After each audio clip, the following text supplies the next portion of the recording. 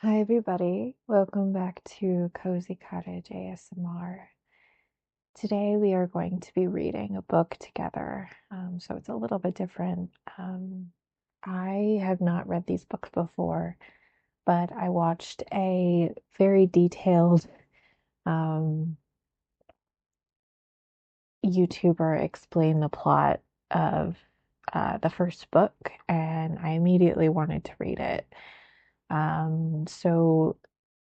The YouTuber I watched was called Wera, Weara. She's a Polish,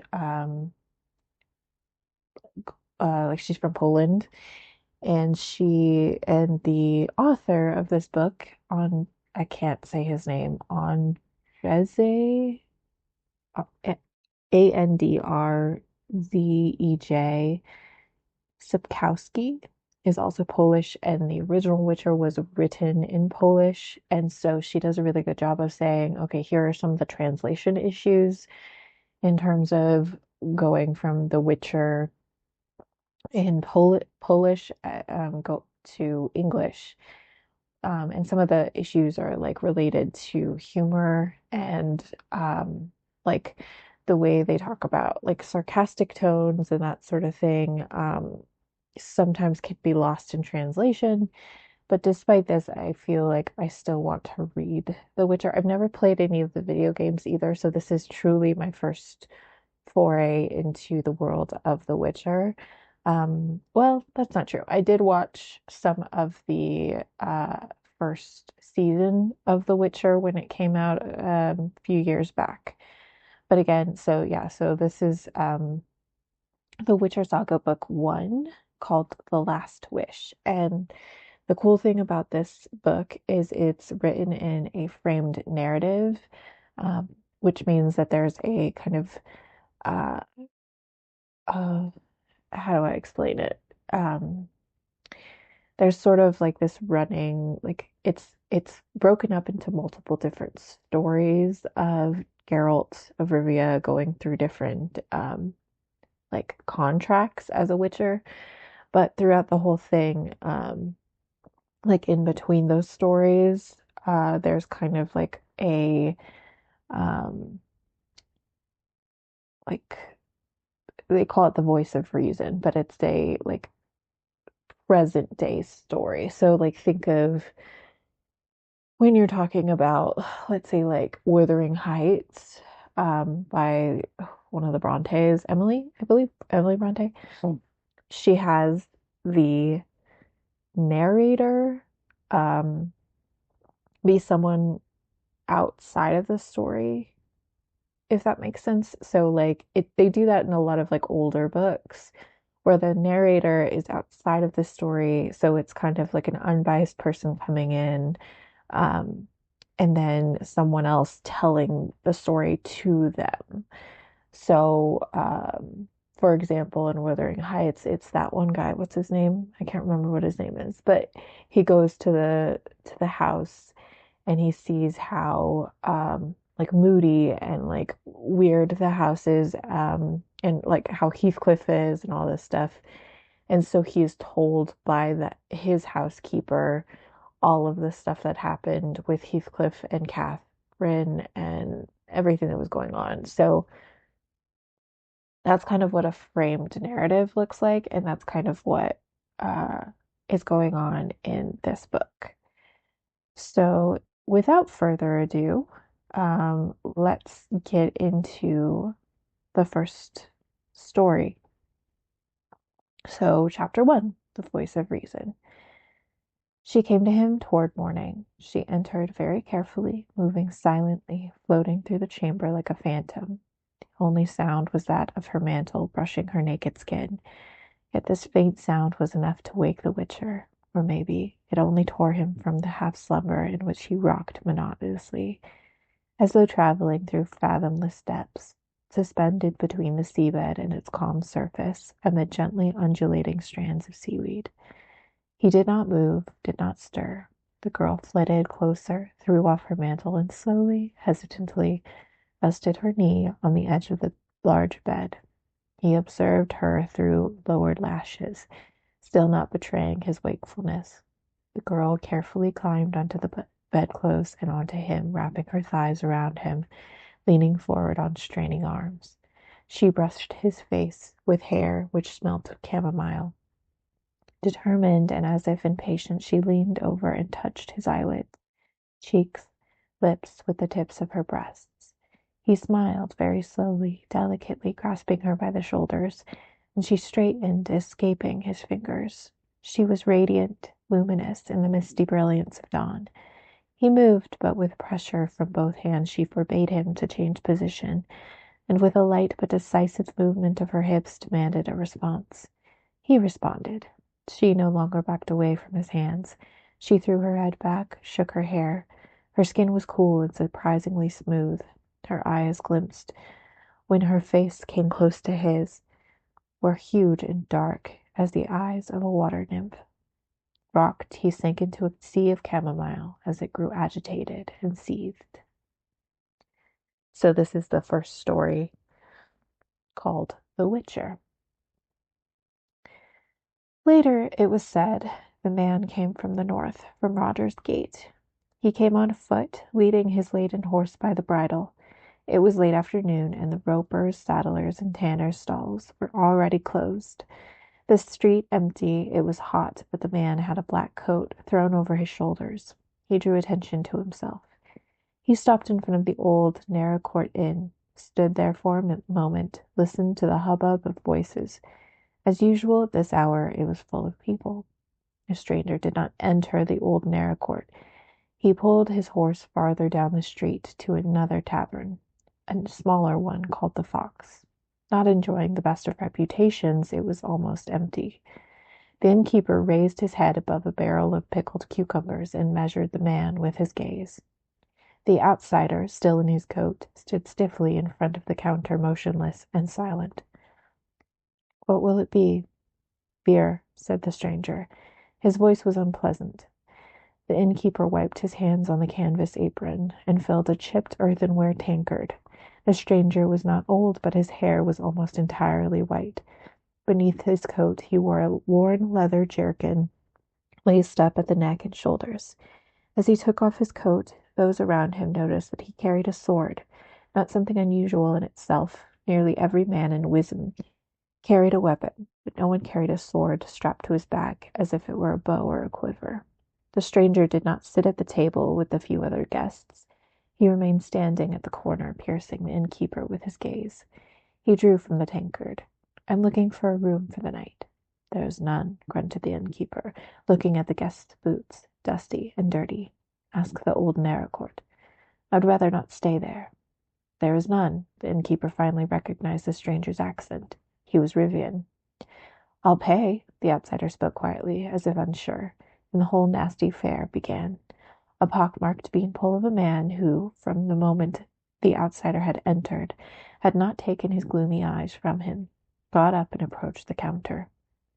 Two of his companions rose behind him, no more than 2 places away. "There's no room to be had, you Rivian vagabond," rasped the pockmarked man, standing right next to the outsider. "We don't need people like you in Wisdom. This is a decent town." The outsider took his tankard and moved away. He glanced at the innkeeper, who avoided his eyes. It did not even occur to him to defend the Rivian. After all, who liked Rivians? "All Rivians are thieves," the pockmarked man went on, his breath smelling of beer, garlic, and anger. "Do you hear me, you bastard?" "He can't hear you. His ears are full of shit," said one of the men with him, and the second man cackled. "Pay and leave," yelled the pocked man. Only now did the Rivian look at him. "I'll finish my beer." "We'll give you a hand," the pockmarked man hissed. He knocked the tankard from the stranger's hand and, simultaneously grabbing him by the shoulder, dug his fingers into the leather strap which ran diagonally across the outsider's chest. One of the men behind him raised a fist to strike. The outsider curled up on the spot, throwing the pockmarked man off balance. The sword hissed in its sheath and glistened briefly in the dim light. The place seethed. There was a scream, and one of the few remaining customers tumbled toward the exit. A chair fell with a crash, and earthenware smacked hollowly against the floor. The innkeeper, his lips trembling, looked at the horribly slashed face of the pocked man, who, clinging with his fingers to the edge of the counter, was slowly sinking from sight. The other two were lying on the floor, one motionless, the other writhing and convulsing in a dark, spreading puddle. A woman's hysterical scream vibrated in the air, piercing the ears as the innkeeper shuddered, caught his breath, and vomited. The stranger retreated toward the wall, tense and alert. He held the sword in both hands, sweeping the blade through the air. No one moved. Terror, like cold mud, was clear on their faces, paralyzing limbs and blocking throats. 3 guards rushed into the tavern, with thuds and clangs. They must have been close by. They had truncheons wound with leather straps at the ready, but at the sight of the corpses drew their swords. The Rivian pressed his back against the wall, and with his left hand pulled a dagger from his boot. "Throw that down," one of the guards yelled with a trembling voice. "Throw that down, you thug. You're coming with us." The second guard kicked aside the table between himself and the Rivian. "Go get the men, Tresca," he shouted to the third guard, who had stayed closer to the door. "No need," said the stranger, lowering his sword. "I'll come by myself." "You'll go, you son of a bitch, on the end of a rope," yelled the trembling guard. "Throw that sword down or I'll smash your head in."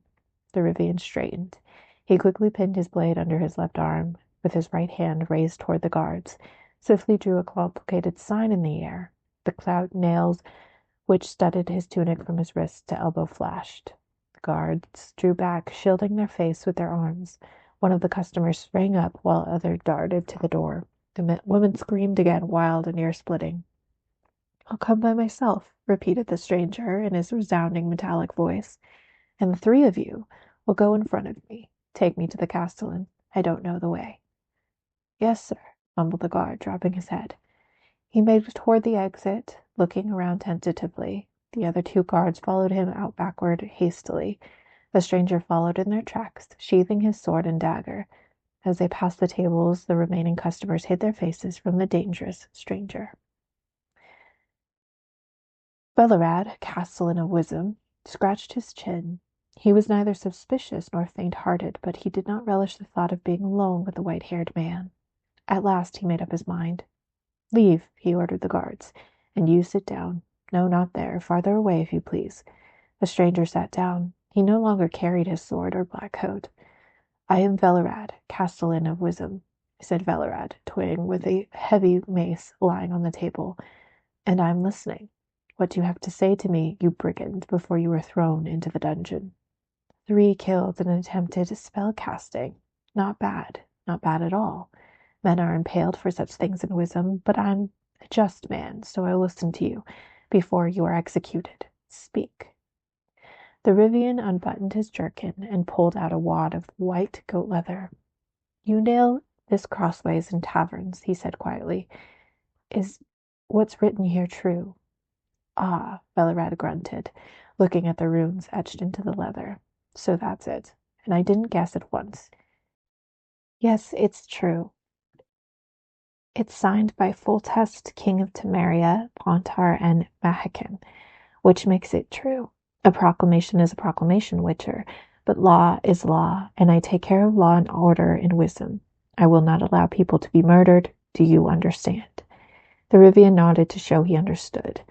Bellerad snorted with anger. "You carry the Witcher's emblem." The stranger reached into his jerkin once more and pulled out a round medallion on a silver chain. He pictured the head of a wolf, baring its fangs. "And do you have a name?" "Any name will do. It's simply to make conversation easier." "My name is Gerald." "Gerald, then, of Rivia. I gather from your accent." "Of Rivia." "Right. Do you know what, Gerald? This," Bellard slaps the proclamation. "Let it go. It's a serious matter. Many have tried and failed already. This, my friend, is not the same as roughing up a couple of scoundrels." "I know. This is my job, Bellerad, and that proclamation offers a 3,000 oren reward." 3,000, Bellerad scowled, "and the princess as a wife, or so rumor says, although gracious Foltest has not proclaimed that." "I'm not interested in the princess," Gerald said calmly. He was sitting motionless, his hands on his knees. "Just in the 3,000. "What times," sighed the castellan. "What foul times." 20 years ago, who would have thought, even in a drunken stupor, that such a profession as a witcher would exist? Itinerant killers of basilisks, traveling slayers of dragons and vodniks. Tell me, Gerald, are you allowed beer in your guild? Certainly. Bellerad clapped his hands. Beer, he called, and sit closer to Gerald. What do I care? The beer, when it arrived, was cold and frothy. Foul times, Bellerad muttered, drinking deeply from his tankard. All sorts of filth has sprung up. Mahakam in the mountains is teeming with bogeymen. In the past it was 2 wolves howling in the woods, but now it's kobolds and spriggans wherever you spit, werewolves or some other vermin. Fairies and rusalkas snatch children from villages by the hundreds. We have diseases never heard of before. It makes my hair stand on end, and now, to top it all, this. He pushed the wad of leather back across the table. It's not surprising, Geralt, that you witchers' services are in demand. The king's proclamation castellan. Geralt raised his head. Do you know the details? Bellerad leaned back in his chair, locked his hands over his stomach. The details? Yes, I know them. Not first-hand, perhaps, but from a good source. That's what I want. If you insist, then, listen. Bellerad drank some beer and lowered his voice. During the reign of old Medel, his father, when our gracious king was still a prince, Foltest showed us what he was capable of, and he was capable of a great deal. We hoped he would grow out of it, but shortly after his coronation, Foltest surpassed himself. Jaw-droppingly, he got his own sister with child. Ada was younger, and they were always together, but nobody suspected anything except, perhaps, the queen. To get to the point, suddenly there is Ada with a huge belly and Foltest talking about getting wed to his sister. The situation was made even more tense because Vizimir of Novigrad wanted his daughter Dalga to marry Foltest and had already sent out his envoys. We had to restrain Foltest from insulting them, and luckily we did, or Vizimir would have torn our insides out. Then, not without Ada's help, for she influenced her brother, we managed to dissuade the boy from a quick wedding. Well, then Ada gave birth, and now, listen, because this is where it all starts. Only a few saw what she bore, but one midwife jumped from the tower window to her death, and the other lost her senses and remained dazed to this day. So I gather that the royal bastard, a girl, was not comely, and she died immediately. No one was in a hurry to tie the umbilical cord, nor did Ada, to her good fortune, survive the birth. But then Foltest stepped in again. Wisdom dictated that the royal bastard should have been burned or buried in the wilderness. Instead, on the orders of our gracious king, she was laid to rest in a sarcophagus in the vaults beneath the palace.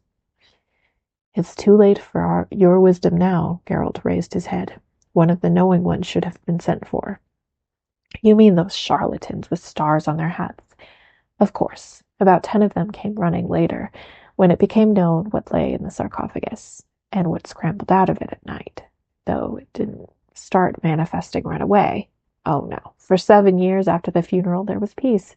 Then one night, it was a full moon, there were screams in the palace, shouting and commotion. I don't have to tell you, this is your trade, and you've read the proclamation. The infant had grown in the coffin, and how? Grown to have incredible teeth. In a word, she became a Strika. Pity you didn't see the corpses as I did. Had you, you'd have taken a great detour to avoid Wisdom. Geralt was silent. Then, as I was saying, Bellerad continued, Foltest summoned a whole crowd of sorcerers.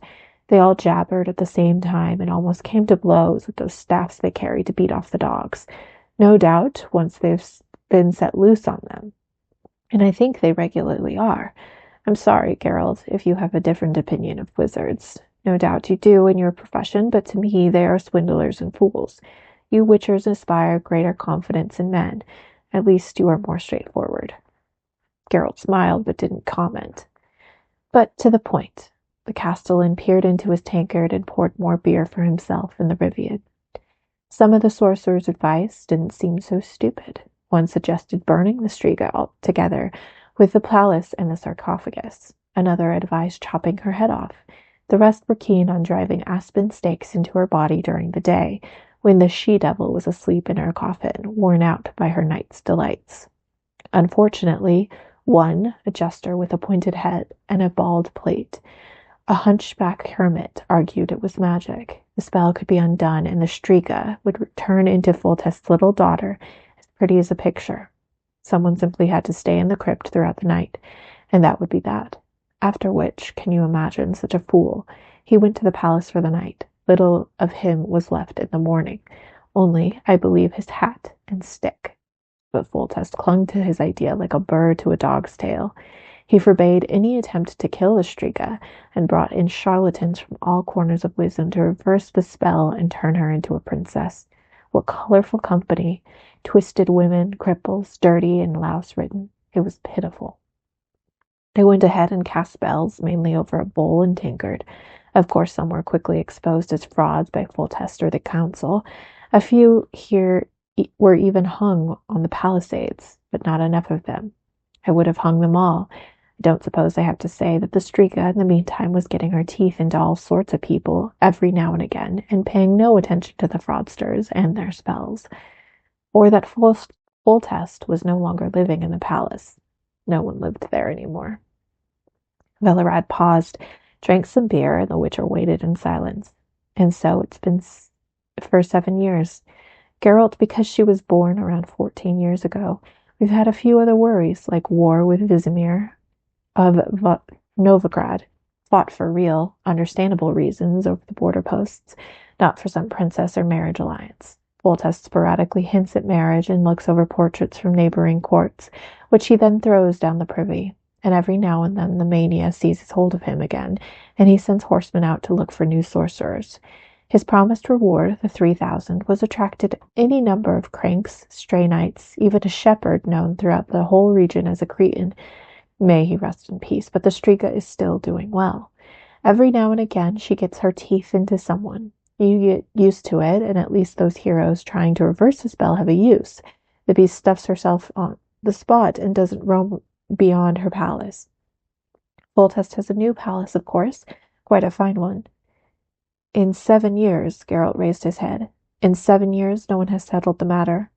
Well, no, Velerad's gaze penetrated the Witcher, because the matter can't be settled. We have to come to terms with it, especially Foltest, our gracious and beloved ruler, who will keep nailing these proclamations up at crossroads. Although there are fewer volunteers now, there was one recently, but he insisted on the 3,000 in advance, so we put him in a sack and threw him in the lake. There is still no shortage of fraudsters, then. No, far from it, the castellan agreed, without taking his eyes off the Witcher. That's why you mustn't demand gold in advance when you go to the palace. If you go. I'll go. It's up to you, but remember my advice. As we're talking of the reward, there had been word recently about the second part of it. I mentioned it to you, the princess for a wife. I don't know who made it up, but if the Striga looks the way they say, then it's an exceptionally grim joke. Nevertheless, there's been no lack of fools racing to the palace for a chance of joining the royal family. 2 apprentice shoemakers, to be precise. Why are shoemakers so foolish, Geralt? I don't know. And witchers, castellan, have they tried? There were a few, but when they heard the spell was to be lifted and the Striga was to be killed, they mostly shrugged and left. That's one of the reasons why my esteem for witchers had grown, Geralt. And one came along, younger than you. I forgot his name, if he gave it at all. He tried. And the fanged princess spread his entrails over considerable distance. Geralt nodded. That was all of them? There was one other. Velerad remained silent for a while, and the Witcher didn't urge him on. Yes, the castellan said finally, there was one more. At first, when Foltest threatened him with the news if he killed or harmed the Striga, he laughed and started packing his belongings. But then, Velerad leaned across the table, lowered his voice to almost a whisper. Then he undertook the task. You see, Geralt, there are some wise men and wisdom in high positions who've had enough of this whole affair. Rumor has it that these men persuaded the Witcher, in secret, not to fuss around with spells, but to batter the Striga to death and tell the king the spell had failed, that his dear daughter had been killed in self-defense, an accident at work. The king, of course, would be furious and refuse to pay an oren in reward, but that would be an end to it. The witty Witcher replied he would chase Striga ourselves for nothing. Well, what could we do? We collected money, bargained, but nothing came of it. Geralt raised his eyebrows. Nothing, repeated Velerad. The Witcher didn't want to try the first night. He trudged around, lay in wait, wandered about the neighborhood. Finally, they say, he saw the Strika in action, as she does not clamber from her crypt just to stretch her legs. He saw her and scapered that night, without a word. Geralt's expression changed a little, in what was probably supposed to be a smile. Those wise men, he said, they still have the money, no doubt. Witchers don't take payment in advance. No doubt they still do, said Velerad. Does the rumor say how much they offer? Velerad bared his teeth in a smile. Some say 800. Geralt shook his head. Others, murmured the Castellan, talk of 1,000. Not much when you bear in mind that rumor likes to exaggerate, and the king is offering 3,000. Don't forget about the betrothal, Velerad mocked. What are you talking about? It's obvious you won't get the 3,000. How's it obvious?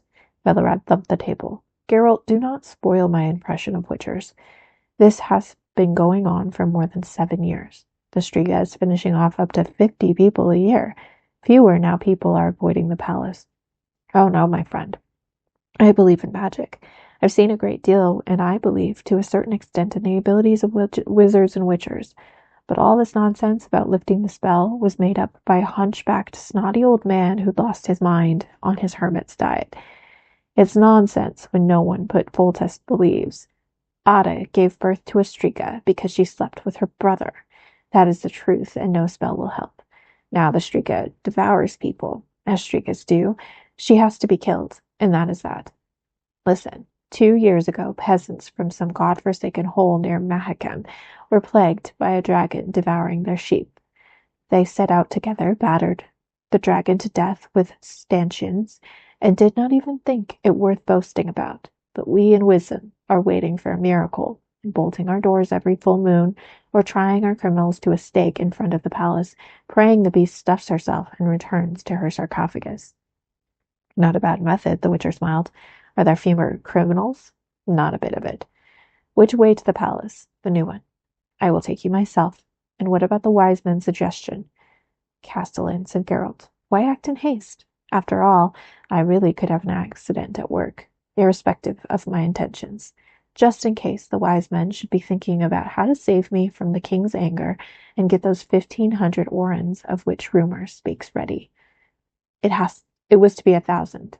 No, Lord Velerad, the Witcher said categorically. The Witcher who was offered 1,000 ran at the mere sight of the Strika, without bargaining, so the risk is greater than 1,000. Whether it is greater than 1.5 means to be seen. Of course, I will say goodbye beforehand. Geralt? Velerad stretched his head. 1,200. No, this isn't an easy task. The king is offering 3, and sometimes it's easier to lift a spell than to kill. But one of my predecessors would have done so, or killed the Striga, if this was simple. You think they let themselves be devoured out of fear of the king? Then, Witcher, Velerad nodded wistfully, our agreement stands. But a word of advice, say nothing to the king about the danger of an accident at work. Foltest was slim and had a too pretty face. He was under 40, the Witcher thought. The king was sitting on a dwarf armchair carved from blackwood. His legs stretched out toward the hearth, where 2 dogs were warming themselves. Next to him on a chest sat an older, powerfully built man with a beard. Behind the king stood another man, richly dressed, and with a proud look on his face, a magnate. A Witcher from Rivia, said the king, after the moment's silence, which fell after Velerad's introduction. Yes, your majesty. Geralt lowered his head. What made your hair so gray? Magic? I can see that you are not old. That was a joke. Say nothing. You've had a fair amount of experience, I dare presume. Yes, your majesty. I would love to hear about it. Geralt bowed even lower. Your majesty, you know our code of practice forbids us to speak of our work. A convenient code, Witcher. Very convenient. But tell me, have you had anything to do with Spriggans? Yes. Vampires, leshies? Those 2. Foltest hesitated. Strigas. Geralt raised his head, looking the king in the eyes. Yes. Foltest turned his eyes away. Velerad? Yes, gracious majesty. Have you given him the details? Yes, your gracious majesty. He says the spell cast on the princess can be reversed. I have known that for a long time. How, Witcher? Oh, of course, I forgot your code of practice. All right, I will make one small comment. Several Witchers have been here already. Velerad, you have told him. Good. So I know that your specialty is to kill rather than to reverse spells. This isn't an option. If one hair falls from my daughter's head, your head will be on the block. That is all. Ostrit, Lord Segolin, stay and give him all the information he requires. Witchers always ask a lot of questions. Heed him, and let him stay in the palace. He is not to drift from tavern to tavern. The king rose, whistled to his dogs, and made his way to the door, scattering the straw covering the chamber floor. At the door he paused. If you succeed, Witcher, the reward is yours. Maybe I will add something if you do well. Of course, the nonsense spread by common folk about marrying the princess carries not a word of truth. I'm sure you don't believe I would give my daughter's hand to a stranger.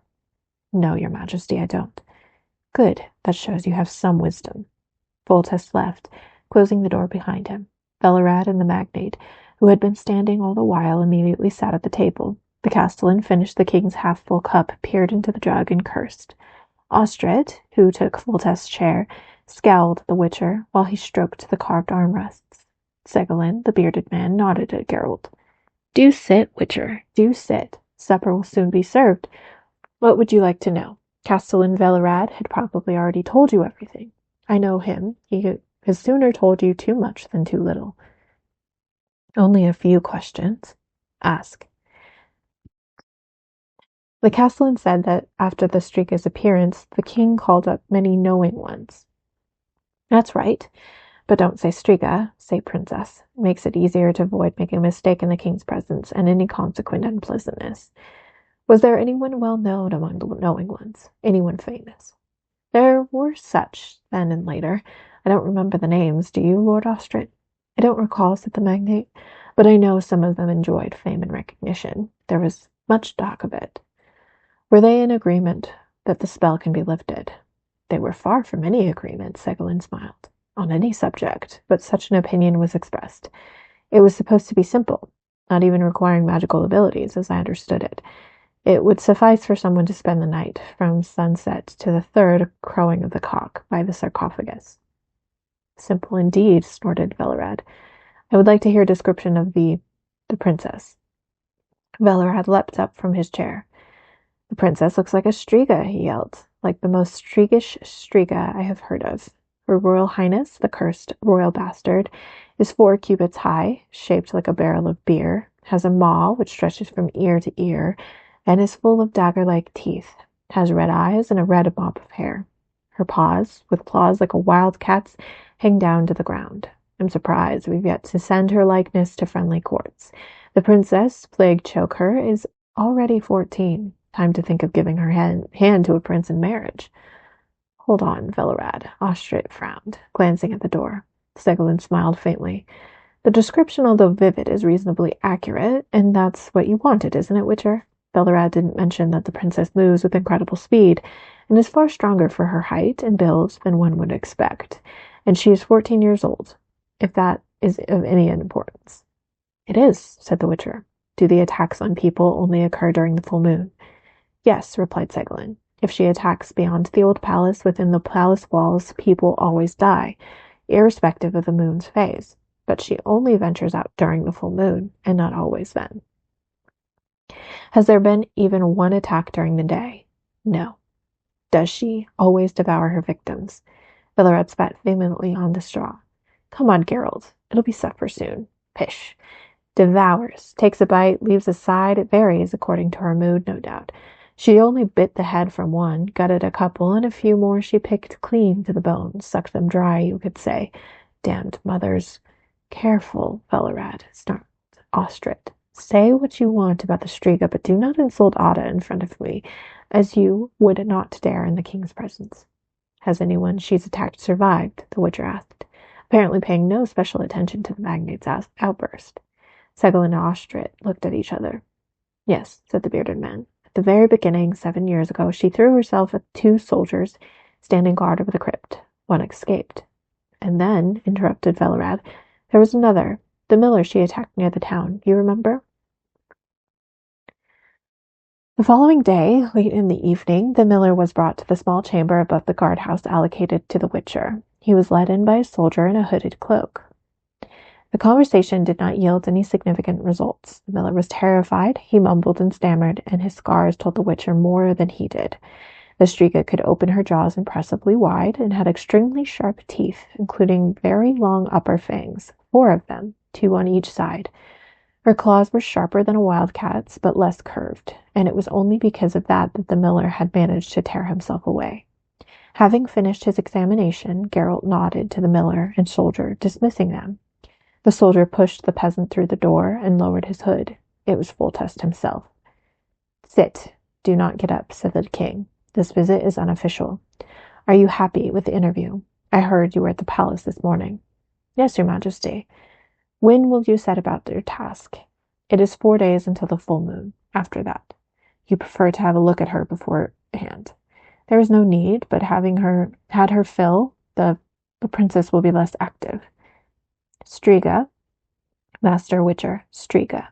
Let us not play at diplomacy. She will be a princess afterward, and that is what I have come to talk about. Answer me unofficially, briefly, and clearly. Will it work or not? Don't hide behind your code." Geralt rubbed his brow. "I confirm, your majesty, that the spell might be reversed, and unless I am mistaken, it can be done by spending the night at the palace. The 3 crowings of the cock, as long as it catches the Striga outside her sarcophagus, will end the spell. That is what is usually done with Strigas." "So simple?" "It is not simple. First you have to survive the night. Then there are exceptions to the rule. For example, not 1 night but 3, consecutively.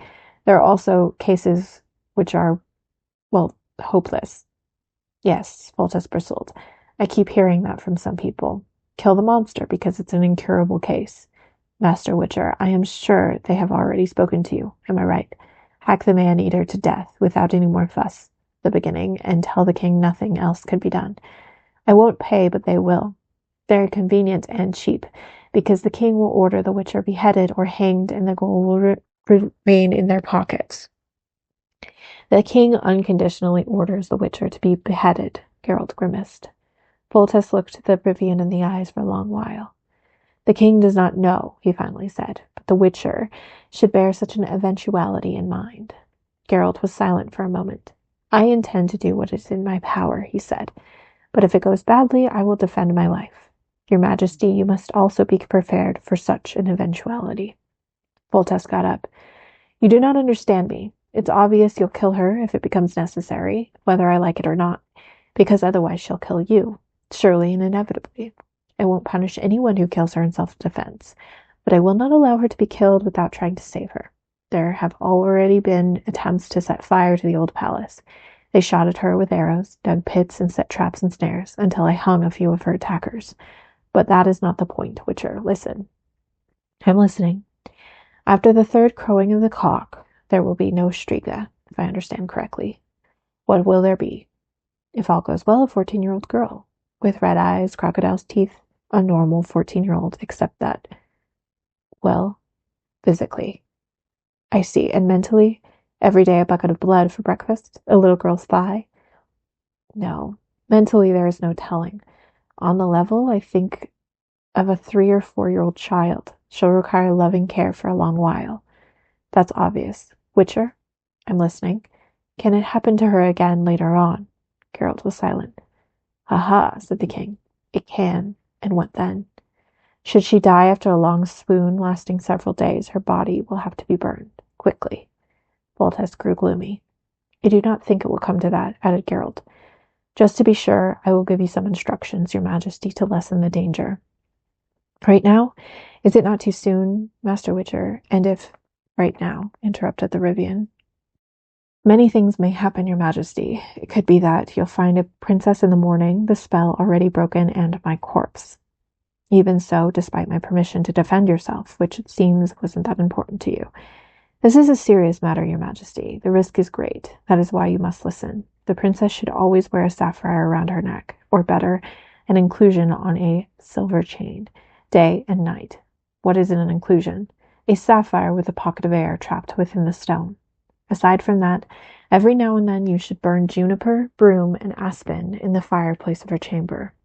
Foltest grew pensive. I thank you for your advice, Witcher. I will pay heed, and now listen to me carefully. If you find the case is hopeless, kill her. If you undo the spell but the girl is not normal, if you have a shadow of a doubt as to whether you have been entirely successful, kill her. Do not worry, you have nothing to fear from me. I'll shout at you in front of others, banish you from the palace and the town, nothing more. Of course I won't give you the reward, but maybe you'll manage to negotiate something from you-know-who. They were both quiet for a while. Geralt, for the first time, Foltest called the Witcher by his name. Yes. How much truth is there in the rumor that the child is as she is because Ada was my sister? Not much. A spell has to be cast. They don't cast themselves, but I think your congress with your sister was the reason this spell was cast, and this is the result. As I thought. That is what some of the knowing ones said, although not all of them. Geralt, where do such things come from? Spells, magic? I don't know, your majesty. Knowing ones study the causes of such phenomena. For us witchers, the knowledge that concentrated can cause such phenomena is enough. That and the knowledge to fight them and kill them. Usually. Besides, that is what we're usually paid for. Only if you demand the reversal of spells, your majesty. As a rule, people simply want to defend themselves from danger. If the monster has men on its conscience, then revenge can also come into play. The king got up, took a few paces across the chamber, and stopped in front of the Witcher's sword hanging on the wall. With this, he asked, not looking at Geralt. No, that is for men. So I heard. Do you know what, Geralt? I'm going to the crypt with you. Out of the question. Foltest turned, his eyes glinted. Do you know, sorcerer, that I have not seen her, neither after she was born nor later. I was afraid. I may never see her, am I not right? At least I have the right to see my daughter while you're murdering her.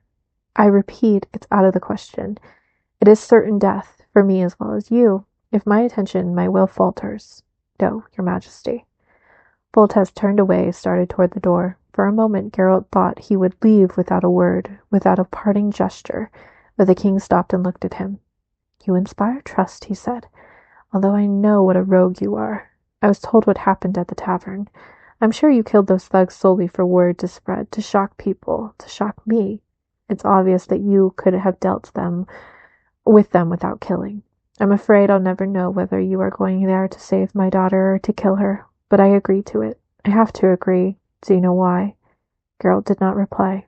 Because I think, said the king, I think that she is suffering. Am I not right? The Witcher fixed his penetrating eyes on the king. He didn't confirm it, didn't nod, didn't make the slightest gesture, but Foltest knew. He knew the answer. Geralt looked out of the palace window for the last time. Dusk was falling rapidly. Beyond the lake, the distant lights of Wisdom twinkled. There was a wilderness around the old palace, a strip of no man's land with which, over 7 years, the town had cut itself off from this dangerous place, leaving nothing but a few ruins, rotten beams, and the remains of a gap-toothed palisade, which had obviously not been worth dismantling and moving. As far away as possible, the opposite end of the settlement, the king had built his new residence. The stout tower of his new palace loomed back in the distance against the darkening blue of the sky. In one of the empty, plundered chambers, the Witcher returned to the dusty table at which he was preparing calmly and meticulously. He knew he had plenty of time. The Strika would not leave her crypt before midnight. On the table in front of him he had a small chest with metal fittings. He opened it. Inside, packed tightly in compartments lined with dried grass, stood small vials of dark glass. The Witcher removed 3. From the floor he picked up an oblong packet, thickly wrapped in sheepskins and fastened with a leather strap. He unwrapped it and pulled out a sword with an elaborate hilt, and a black, shiny scabbard covered with rows of runic signs and symbols. He drew the blade, which lit up with a pure shine of mirror-like brightness. It was pure silver.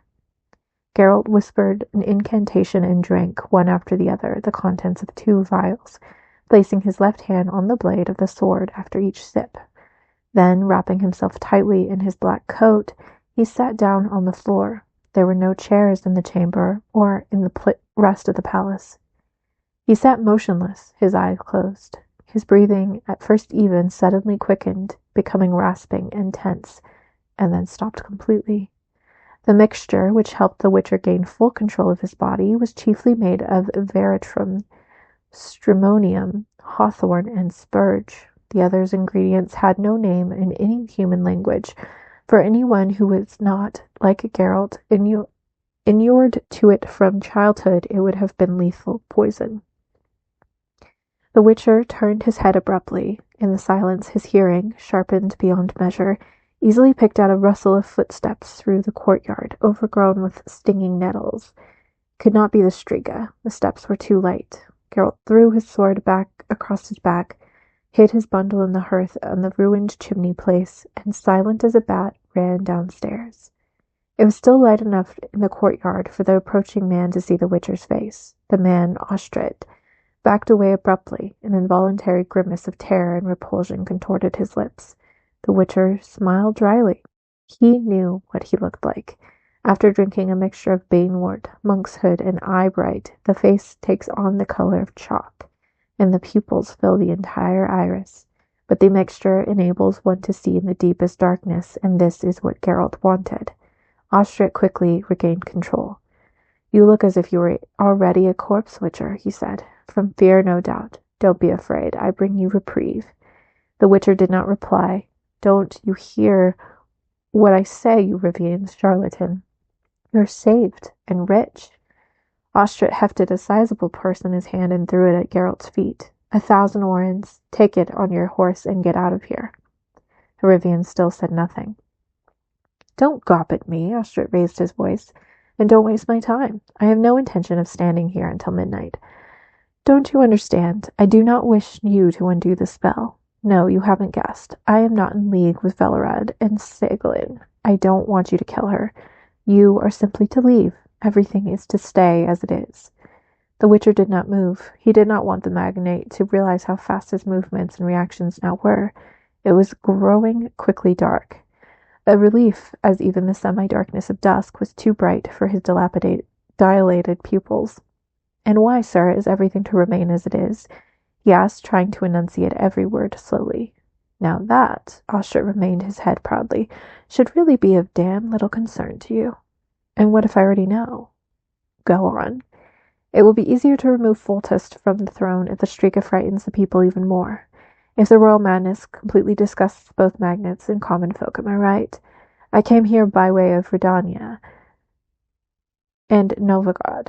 There is much talk there that there are those in Wisdom who look to King Vizimir as their savior and true monarch.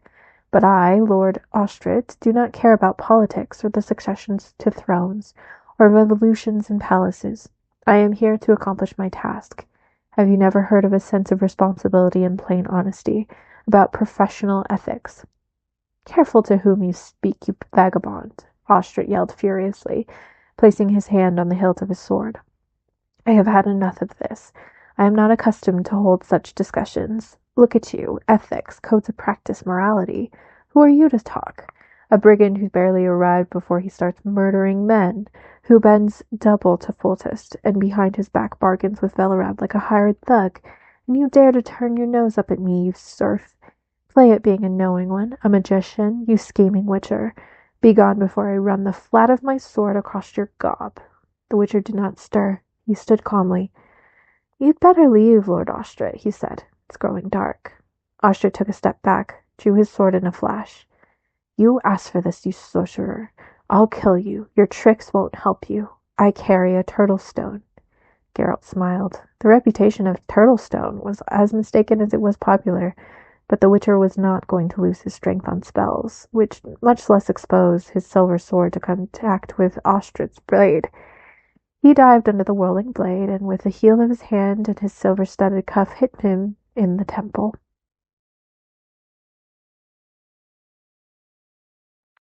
Ostred regained consciousness and looked around in the total darkness. He noticed that he was tied up.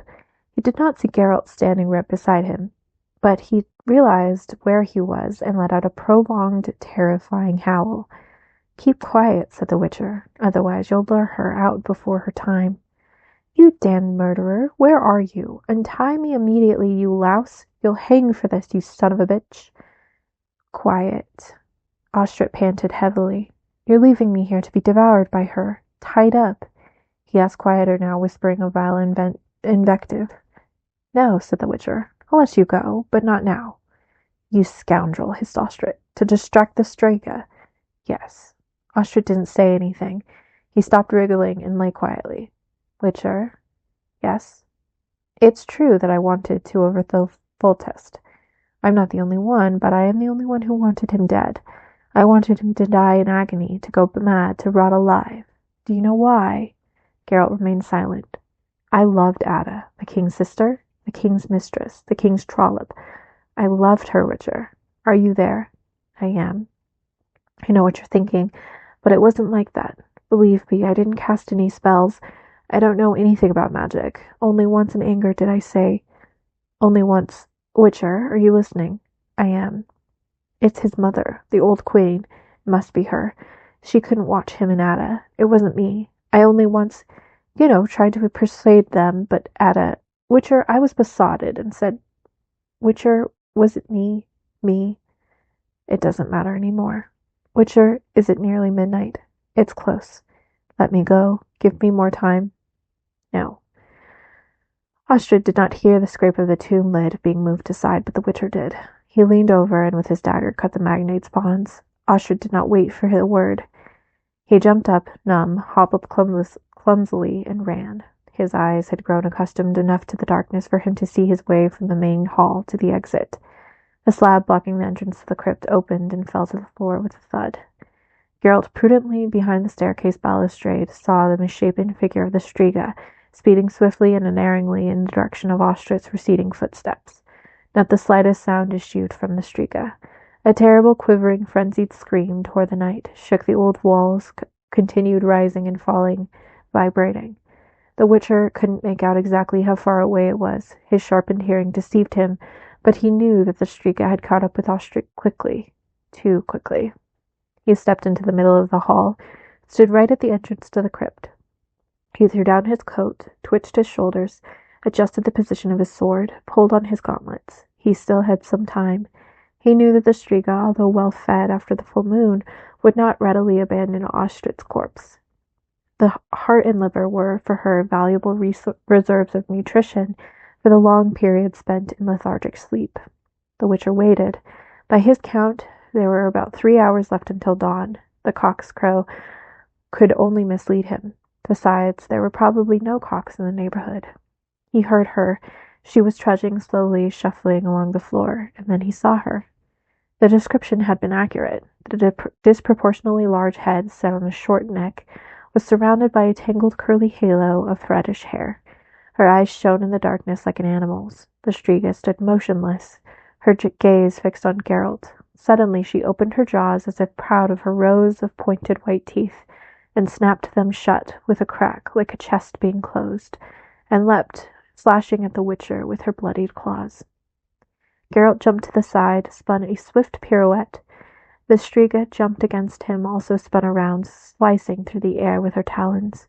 She didn't lose her balance and attacked anew mid-spin, gnashing her teeth fractions of an inch from Geralt's chest. The Rivian jumped away, changing the direction of his spin with a fluttering pirouette to confuse the Striga.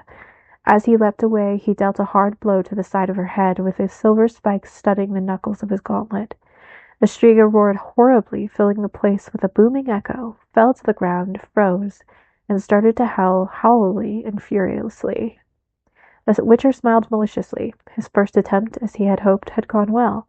Silver was fatal to the Striga, as it was for most monsters brought into existence through magic, so there was a chance. The beast was like the others, and that boded well for lifting the spell, while the silver sword would, as a last resort, assure his life. Striga was in no hurry with her next attack. She approached slowly, baring her fangs, dribbling repulsively. Geralt backed away, and carefully placing his feet, traced a semicircle. By slowing and quickening his movements, he distracted the Striga, making it difficult for her to leap. As he walked, the Witcher unwound a long silver chain waited at the end. The moment the Striga tensed and leapt the air, chain whistled through the air and, coiling like a snake, twined itself around the monster's shoulders, neck and head. The Striga's jump became a tumble, and she let out an ear-piercing whistle. She thrashed around on the floor, howling horribly with fury, or from the burning pain inflicted by the despised metal. Geralt was content. If he wanted, he would kill the Striga without great difficulty, but the Witcher did not draw his sword. Nothing in the Striga's behavior had given him reason to think she might be an incurable case. Geralt moved to a safer distance and, without letting the writhing shape on the floor out of his sight, breathed deeply, focused himself. The chain snapped. The silver link shattered like rain in all directions, ringing against the stone. The Striga, blind with fury, tumbled to the attack, roaring. Geralt waited calmly, and with his raised right hand traced the sign of Ard in front of him. The Striga fell back as if hit by a mallet, but kept her feet, extended her talons, bared her fangs. Her hair stood on end and fluttered as if she were walking against a fierce wind. With difficulty, one rasping step at a time, she slowly advanced. But she did advance. Geralt grew uneasy. He did not expect such a simple sign to paralyze the Striga entirely, but neither did he expect the beast to overcome it so easily. He could not hold the sign for long. It was too exhausting, and the Striga had no more than 10 steps to go. He lowered the sign suddenly and sprung aside. The Striga, taken by surprise, flew forward, lost her balance, fell, slid along the floor, and tumbled down the stairs into the crypt's entrance, yawning in the floor. Her infernal scream reverberated from below. To gain time, Geralt jumped onto the stairs leading to the gallery. He had not even climbed halfway up when the Striga ran out of the crypt, speeding along like an enormous black spider. The Witcher waited until she had run up the stairs after him, then leapt over the balustrade. The Striga turned on the stairs, sprang, and flew at him in an amazing 10-meter leap. She did not let herself be deceived by his pirouettes this time. Twice her talons left their mark on the Rivian's leather tunic, but another desperately hard blow from the silver-spiked gauntlet through the Striga's side shook her. Geralt, feeling fury building inside him, swayed, bent backward, and, with a mighty kick, knocked the beast off her legs. The roar she gave was louder than all the previous ones. Even the plaster crumbled from the ceiling. The Striga sprang up, shaking with uncontrolled anger and lust for murder. Geralt waited. He drew his sword, traced circles with it in the air, and skirted the Striga, taking care that the movement of his sword was not in rhythm with his steps. The Striga did not jump. She approached slowly, following the bright streak of the blade with her eyes. Geralt stopped abruptly, froze with his sword raised. The Striga, disconcerted, also stopped. The Witcher traced a slow semicircle with the blade, took a step in the Striga's direction, then another. Then he leapt, feigning a whirling movement with his sword above her head. The Striga curled up, retreated in a zigzag. Geralt was close again, the blade shimmering in his hand. His eyes lit up with an ominous glow. A hoarse roar tore through his clenched teeth. The Striga backed away, pushed by the power of concentrated hatred, anger, and violence, which emanated from the attacking man and struck her in waves, penetrating her mind and body. Terrified and pained by feelings unknown to her, she let out a thin, shaking squeak, turned on the spot, and ran off in a desperate, crazy escape down the dark tangle of the palace's corridors. Geralt stood quivering in the middle of the hall, alone. It had taken a long time, he thought, before his dance on the edge of an abyss, this mad and macabre ballet of a fight, had achieved the desired effect, allowed him to physically become one with his opponent, to reach the underlayers of concentrated will which permeated the Striga, the evil, twisted will from which the Striga was born. The Witcher shivered at the memory of taking on that evil to redirect it, as if in a mirror, against the monster. Never before had he come across such a concentration of hatred and murderous frenzy, not even from basilisks who enjoy a ferocious reputation for it. All the better, he thought as he walked toward the crypt entrance, and the blackness that spread from it like an enormous puddle.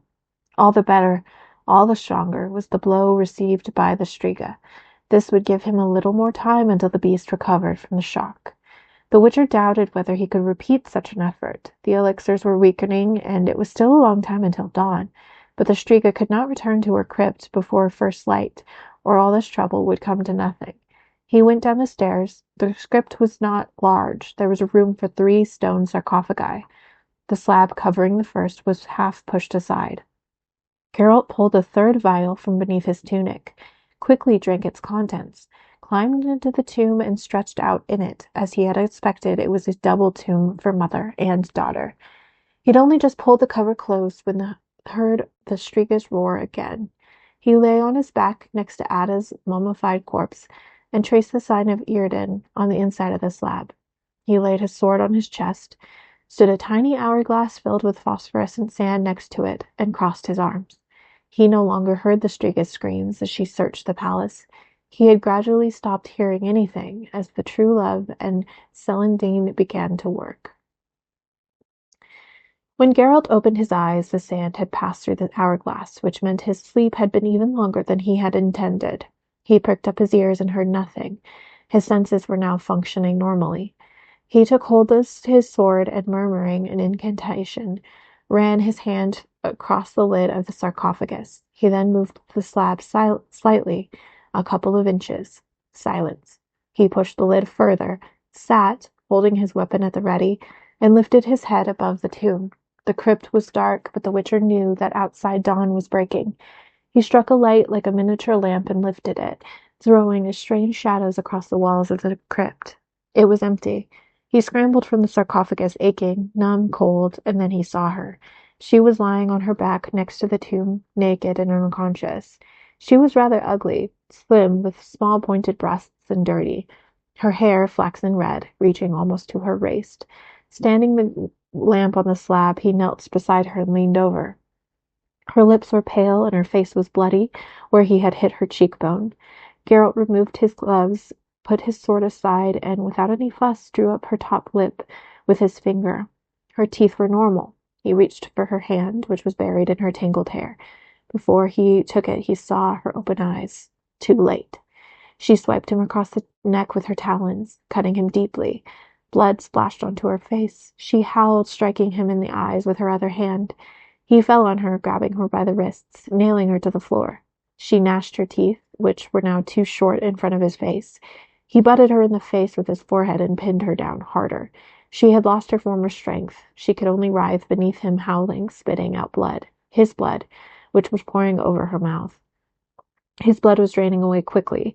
There was no time. The Witcher cursed and bit her hard on the neck, just below the ear. He dug his teeth in and clenched them until her inhuman howling became a thin, despairing scream, and then a choking sob. The cry of a hurt 14-year-old girl. He let her go when she stopped moving, got to his knees, tore a piece of canvas from his sleeve pocket, and pressed it to his neck. He felt for his sword, held the blade to the unconscious girl's throat, and leaned over her hand. The nails were dirty, broken, bloodied, but normal. Completely normal. The Witcher got up with difficulty. The sticky, wet grayness of early morning was flooding in through the crypt's entrance.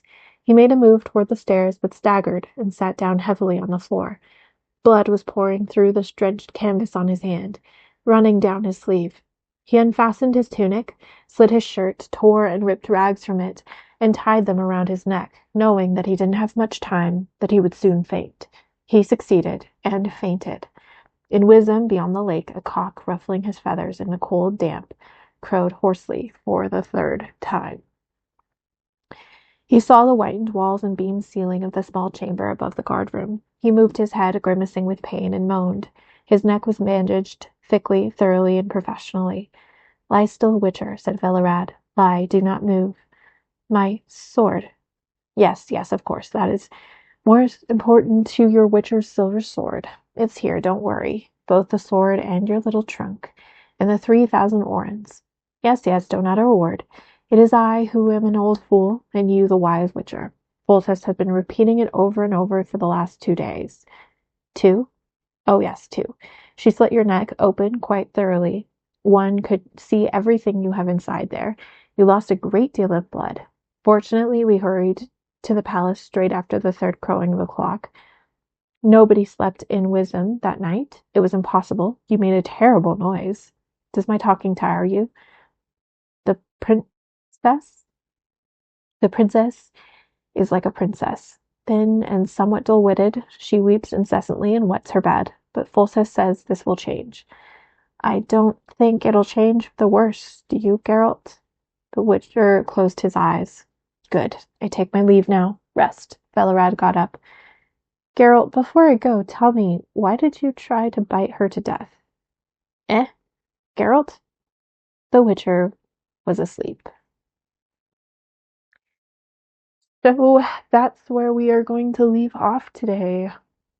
I hope you enjoyed the first little short story of the Witcher series. And yeah, I hope you're doing well, and thank you for joining me today. And I will see you all very, very soon. Okay, have a great rest of your day. Goodbye.